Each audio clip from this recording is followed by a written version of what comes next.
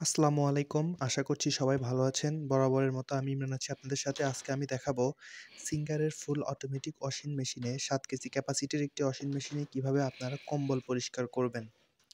তো কম্বলটা পরিষ্কার করতে হয় কিছু নিয়মে। তো আমি আজকে এটাই দেখিয়ে দেব। তো ১ম এ আমি আমার কারেন্টের লাইনটি মেশিনের সাথে বিদ্যুতের লাইনটি লাগিয়ে দিলাম। বিদ্যুতের লাইনটি লাগানোর পর আমি মেশিনটি খুলে নিচ্ছি। তো আপনারা পুরো ভিডিওটি দেখুন যে কিভাবে আমি কম্বল পরিষ্কার করি। তো যেহেতু শীতকাল আমাদের অনেক কম্বল বাড়িতে পড়ে থাকে। তো এটা সাধারণত পরিষ্কার করতে অনেক কষ্ট হয়। তো ওয়াশিং মেশিনে আপনারা কম্বল কিভাবে পরিষ্কার করবেন সেটা আজকে আমার ভিডিও দেখলে বুঝতে পারবেন। তো পুরা কম্বল আমরা ওয়াশিং মেশিনে পরিষ্কার করতে পারবো না। আমাদের এখানে একটা কৌশল ইউজ করতে হবে। আমরা 50% আগে পরিষ্কার করে নিবো আর বাকি 50% পরে পরিষ্কার করব। তো এটা কিভাবে করবেন সেটা দেখতে হলে আমার ভিডিওটি পুরোপুরি দেখতে হবে।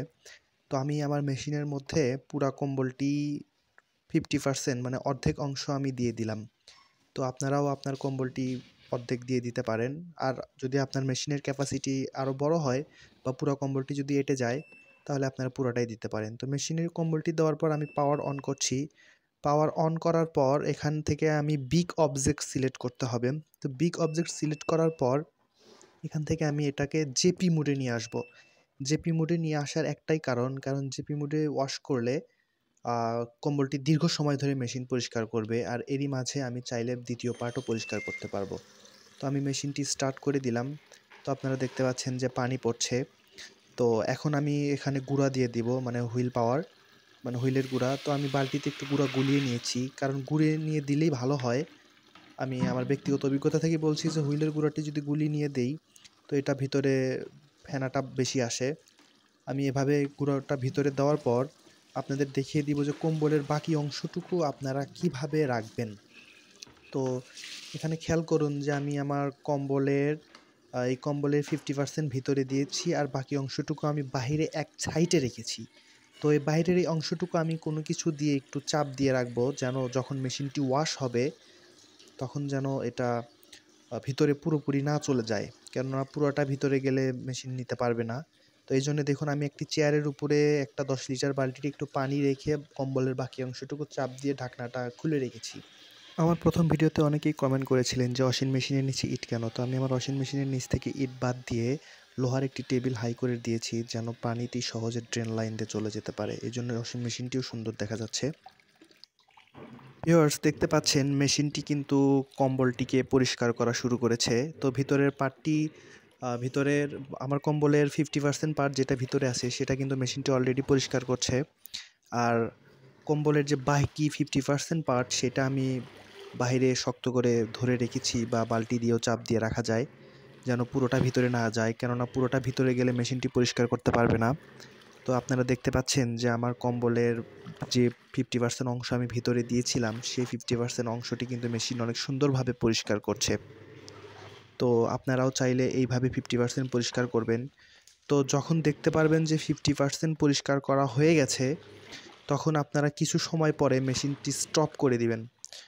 এখানে স্টপ এখানে স্টার্ট আর প্লাস বাটন আছে, এখানে ক্লিক দিয়ে আপনারা মেশিনটি স্টপ করবেন। মেশিনটি স্টপ করে বাকি যে 50% অংশটুকু, সেই বাকি 50% অংশটুকু মেশিনের ভিতরে ঢুকিয়ে দিতে হবে। আর যে অংশটুকু ওয়াশ করা হয়েছে, সেই অংশটুকু আপনাদের যেকোনো একটা পাত্রের মধ্যে রাখতে হবে।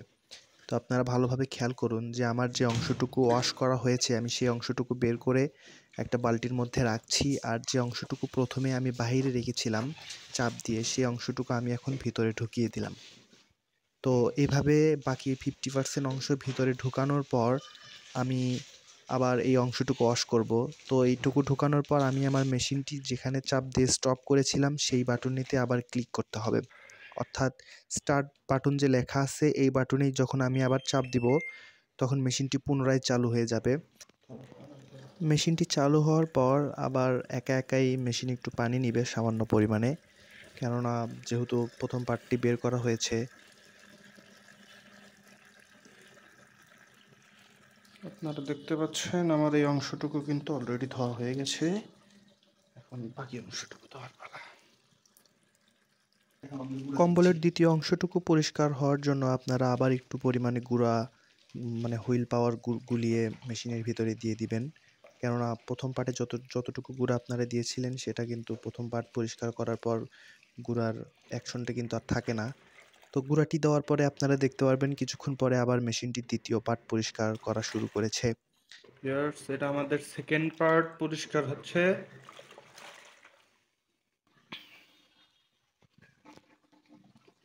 আমাদের পানি ছাড়া কিন্তু যখন শেষ। ওয়াশ হয়ে যাবে কমপ্লিট, তখন আপনারা মেশিনটি যখন স্পিন পানিটি ছেড়ে দিবে, তো আপনারা পুরা কম্বলটি মেশিনের ভিতরে চাপ দিয়ে ঢুকিয়ে দিবেন।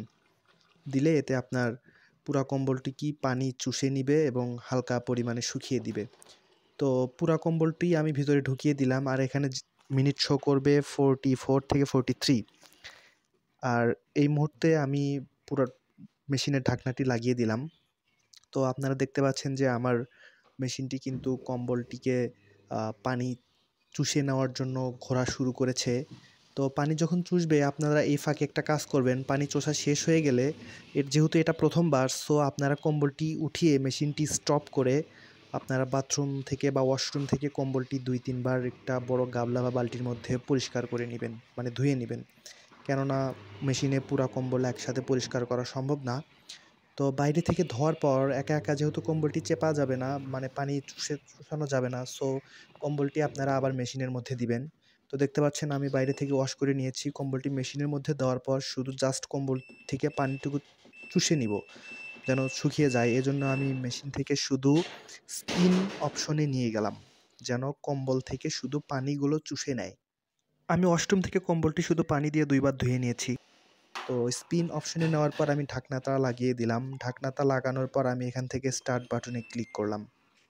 স্টার্ট বাটনে ক্লিক করলে আবার মেশিনটি আমার এই কম্বলটি দেখা যাবে যে এখানের ভিতরে যে পানিগুলো আছে সে পানিগুলো একদম চুষে প্রায় 70 থেকে 80% পর্যন্ত শুকিয়ে দেবে। তো ভিডিওটা যেন বড় না হয় এইজন্য আমি ভিডিওটি ক্রপ করে ছোট করে দিয়েছি। তো ভিউয়ার্স, আপনারা দেখতে পাচ্ছেন যে আমার এখানে টাইম শো করছে 1 মিনিট, অর্থাৎ আমার কম্বলটি প্রায় ধোয়া শেষ। এখন দেখবেন মেশিনটি ওয়ার্নিং দিবে যে ওয়াশ কমপ্লিট, আর কম্বলটি শুকিয়েও গিয়েছে। ভালোভাবে খেয়াল করুন ভিউয়ার্স।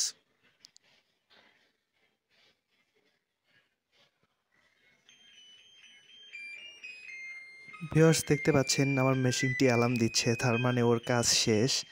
তো এখন আমি ঢাকনা তুলে দেখব যে আমার কম্বলটি কতটুকু পরিষ্কার হয়েছে। তো এই যে আপনারা নিজে চোখেই দেখুন যে আমার কম্বলটি অনেক ময়লা ছিল, তো এটা অনেকটাই পরিষ্কার হয়েছে, এখানে আর কোনো ময়লা নেই। কম্বলটি এখন বাইরে 2-3 ঘন্টা রোদে রাখিয়ে দিলেই সম্পূর্ণ শুকিয়ে যাবে।